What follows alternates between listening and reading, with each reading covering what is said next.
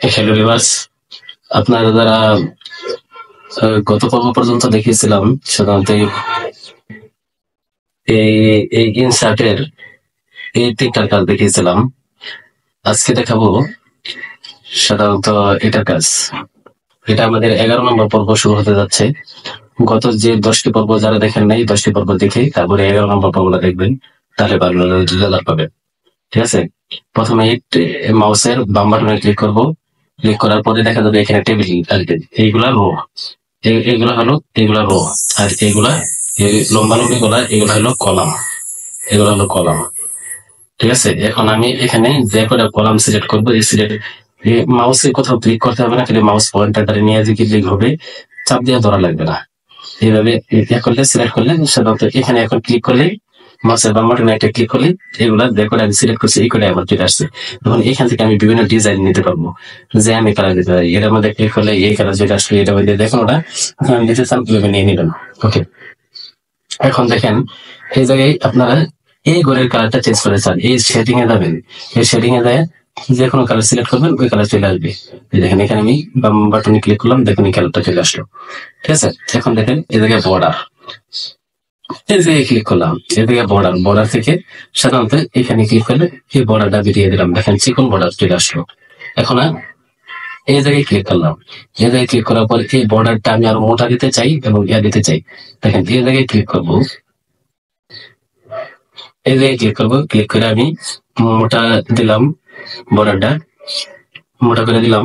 এবং এখানে আমি যদি বর্ডারটা কালার করতে চাই, এই বর্ডারটা যদি আমি মনে করেন সাপোজ কালার করতে চাই, তাহলে দেখেন এগুলো এই যে এখানে পেন কালার আছে, এখানে দিলাম। দেওয়ার পরে এই যে এই নীলটা ক্লিক করলাম, দেখেন এখন আমি বর্ডার দিলাম, এখানে বর্ডার দিলাম। দেখেন এখন মোটা হইলো এবং চারিদিকে বর্ডারটা দেখেন কালার হয়ে গেল। ঠিক আছে, এইভাবে সাধারণত এই বর্ডার গুলা কালার করতে পারবেন। এখন দেখেন এই জায়গায় ড্র বর্ডার, এই ড্র বর্ডারে ক্লিক করলাম। দেখেন এই ড্র বর্ডারে ক্লিক করলাম, তাহলে একটা মাউসের কার্সর চলে আসলো। এখানে আমি এইভাবে বর্ডার গুলা ড্র করতে পারবো।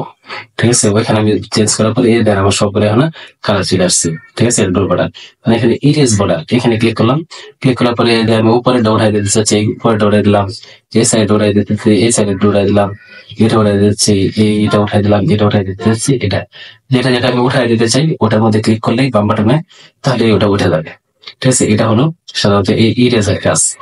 ড্র টেবিল, ইরেজ এগুলা দেখাই দিলাম। ঠিক আছে, এগুলা সব দেখিয়ে দিলাম। এখন আপনারা দেখেন এই বাহিরে আবার ক্লিক করলে আপনারা এইভাবে চলে আসবে। এখন আবার ইনসার্টে গেলাম, এখানে টেবিলে গেলাম।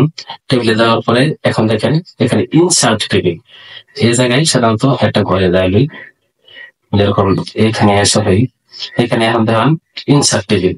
এই ইনসার্ট টেবিলে গেলাম, যাওয়ার পরে এই যে এখানে এই ইনসার্ট টেবিলে ক্লিক করলাম। এখানে ধরেন দেখেন আমি লিখলাম 6টা, এখানে কি লেখা নাম্বার অফ কলামস, এখানে আমি 6টা কলাম দিলাম। আর নাম্বার অফ রো, এখানে 3টা রো দিলাম। 6টা কলাম দিলাম আর 3টা রো দিলাম। এখন ওকে তে ক্লিক করলাম, দেখেন আমরা 6টা কলাম, 1টা 2টা 3টা 4টা 5টা 6টা, আর 3টা রো, 1টা 2টা 3টা। এইভাবে আমরা সাধারণত রো আর কলাম এইভাবে আমরা আনতে পারবো। ওকে, এখন দেখেন আবার আমি এখানে ক্লিক করে আবার আমি এ জায়গায় গেলাম। যাওয়ার পরে দেখেন এখানে ক্লিক করলাম, ক্লিক করার পরে যে ড্র টেবিল, এখান থেকেও কিন্তু আমরা টেবিল ড্র করতে পারবো। এইভাবে ড্র করতে পারবো। এখান থেকে আমরা যদি এই কালারটা চেঞ্জ করতে চাই, এই যে এখানে কালার চেঞ্জ করবো, এই যেভাবে করছিলাম ওইভাবে আমরা চেঞ্জ করতে পারবো। ঠিক আছে, এখানে আমি আবার বাহিরে ক্লিক করলাম, আর এখানে কিছু লিখতে চাইলে এখানে তো লিখতে পারবো। এগুলো কাজ। এখন দেখা গেল হ্যাঁ, এই টেবিল গুলোর সাধারণত এখানে আমি লিখলাম, এটা লিখলাম। এরপরে এই জায়গায় আপনার ইচ্ছা মতো আপনারা এটা ফরম্যাটটা তৈরি করতে পারবেন। ঠিক আছে, আপাতত এগুলো দেখেন।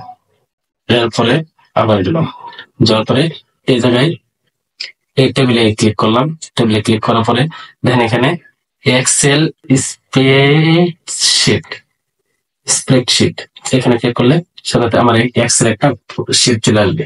এই দেখেন এই এক্সেল শিট চলে আসছে। এই এক্সেল এর মধ্যে আমি এখানে কিছু লেখা রাখতে পারবো, এই যে কিছু লেখা রাখতে পারবো। ঠিক আছে, এখন আমি এটা লেখা রাখতে পারবো। ঠিক আছে, এখানে ক্লিক করলে এখানে এক্সেল শিটটা এরকম চলে আসবে। এখানে আবার ডাবল ক্লিক করলে ডান বাটনে ডাবল ক্লিক, বাম বাটনে ডাবল ক্লিক করলে এটা চলে আসবে। ঠিক আছে, এখানে আমি এইভাবে করো। আমি দেখো সবকিছু আমি এটার ভিতরে রাখতে পারবো। এখানে লেখা রাখতে পারবো, এখানে এতটুকু জায়গার মধ্যে আমি অনেক কিছু লেখা রাখতে পারবো। তাহলে আমি এটা ঘুরায় ঘুরায় এটা টাইম না অথবা এদিকে টাইম না, এগুলো আমি দেখতে পারবো সবকিছু। এখানে আমি এক্সেল শিটের মধ্যে সূত্র ব্যবহার করতে পারবো। ওই এক্সেল যখন দেখাবো তখন আপনাদেরকে দেখে দেবে। এবং আবার আমি ইনসাইডে গেলাম, ইনসাইডে যাওয়ার পরে দেখেন এখন দেখেন যে এখানে গেলাম, যাওয়ার পরে দেখেন এই কুইক টেবিল, কুইক টেবিল এখান থেকে মনে করেন সাপোজ আমি আমি এখান থেকে ক্যালেন্ডার আনতে পারবো। এখান থেকে এই যে এখানে আছে এগুলো সব ক্যালেন্ডার, এগুলা যে কোনোটা নিতে পারবেন আপনারা। এই দেখেন আমি এখান থেকে এই ক্যালেন্ডারটা আনলাম, এখানে ক্যালেন্ডারে ক্লিক করলে এখানে আমি জুন দিলাম, JUN জুন দিলাম। এখন আমার ইচ্ছা মতো আমি এখানে চেঞ্জ করতে পারবো, এখানে কিছু লিখতে পারবো, যে কোনোটা আমি চেঞ্জ করতে পারবো। এটা আর কি সাধারণত ক্যালেন্ডারের জন্য তারা এটা ব্যবহার করতে পারবেন। ওকে, এটাই হলো সাধারণত আমাদের এটা এটা ইনসাইডের কাজ। হ্যাঁ, এই ইনসাইডে সাধারণত এই টেবিলের কাজগুলা এগুলা। ওকে, থ্যাংক ইউ। আজকে এই পর্যন্ত।